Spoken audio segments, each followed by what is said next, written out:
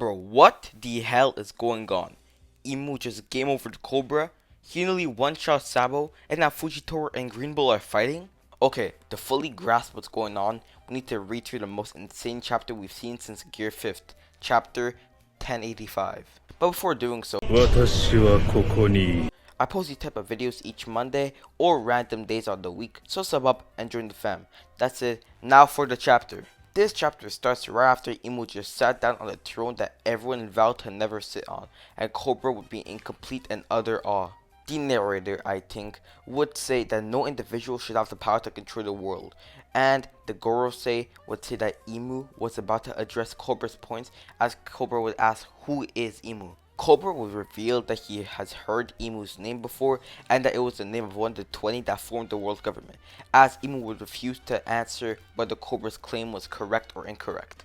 He'd answer Cobra's questions from the last chapter about what D means, saying it's a moniker of their ancient enemy, and that in recent times, D is nothing more than a faint echo that not even those who have it in their name know what it means. He'd continue further, saying, and yet this irritation only endures Queen Lily's blunder 800 years ago, and the same can be said for the scholars investigating the Void Century. IMU would stand up as we'd see IMU's true height and eyes, saying that without Queen Lily's blunder, no pirates would be chasing after the poneglyphs in pursuit of treasure either.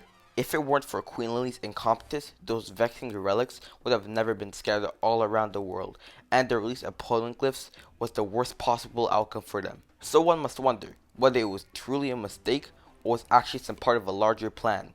So if by the sounds of it, Lily did something to scatter the poneglyphs. The Gorosei would grab their guns as IMU would finish saying the truth undoubtedly lies in the letter Lily left.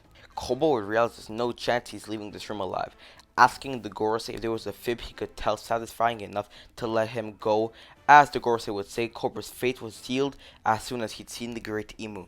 We'd see sneaky Sabo listening into Cobra, as he would say Lily's full name, Queen Nefertari D. Lily, as IMU would use some type of shadow arrow to stab Cobra. Sabo would come out of hiding, using Fire Fist attempting to attack IMU, as IMU would ask where did he come from and turn into some sort of monster that ate Sabo's flame. We'd see one of the hardest panels we've seen in One Piece, as Sabo would say he was hoping to take them all out in that one move, and who knew that hell was located at the very top of the world. We also see that the Gorosei had just transformed into these shadow monsters.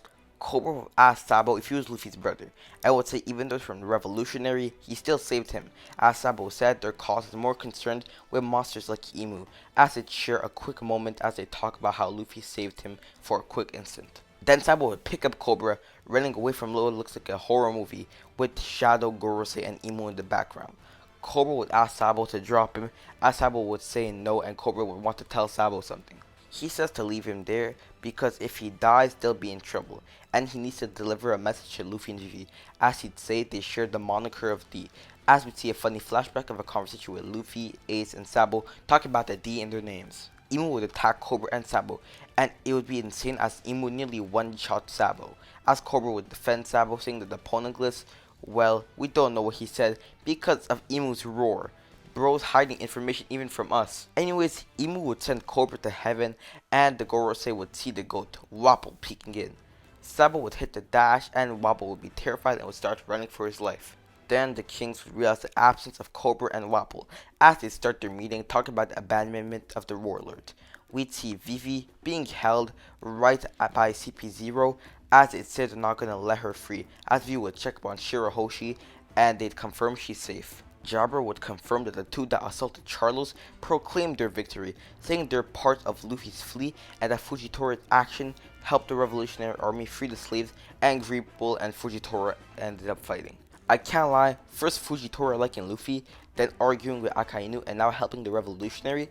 Oda must be setting up Fujitora for a Navy betrayal.